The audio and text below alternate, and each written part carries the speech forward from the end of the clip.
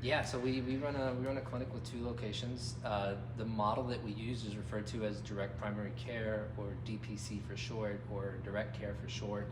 And essentially what it does is it eliminates insurance companies, who we refer to as the middlemen.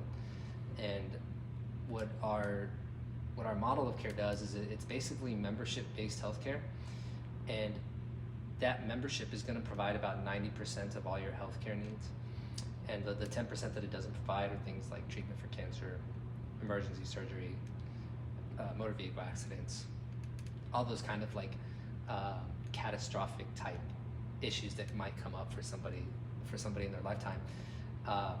We provide wholesale labs, so like checking your thyroid is $3 with us, where it might be $85 most places.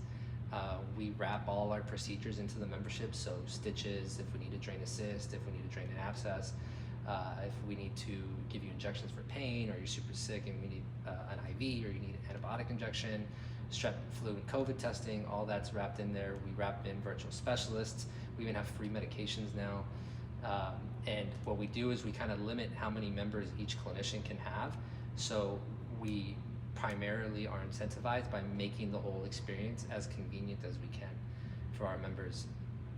And we can do that simply by just not accepting insurance. Yeah. Right? You can have insurance and you can be a member. We're just not going to be billing your insurance. Right? So when you bill insurance, that's the model called fee for service. And in that model, you get paid for doing things to people. In our model, we get paid for doing things for people, which is a super big difference in incentive, because if you have to do things to people, then you might start ordering tests that aren't needed, prescribing treatments that aren't needed, doing things in general that aren't needed, because that racks up what you can charge the insurance company that you ultimately get reimbursed for. And now, from my experience, a lot of these visits at traditional healthcare offices are becoming like, what's the most that we can rack up in charges versus like, what's the best thing we can do for the patient? There is a little bit of that, don't get me wrong. I'm just saying it's not the primary incentive if you really dumb it down.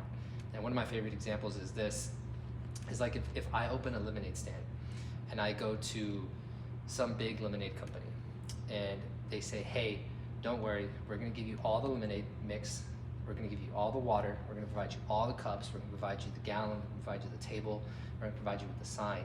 We're even gonna get people to come to your lemonade stand through our agents. It doesn't really matter what kind of lemonade I put out, because it's just a big circle. It's gonna keep funneling, right? Versus if I say, hey, you know what? I'll make my own lemonade.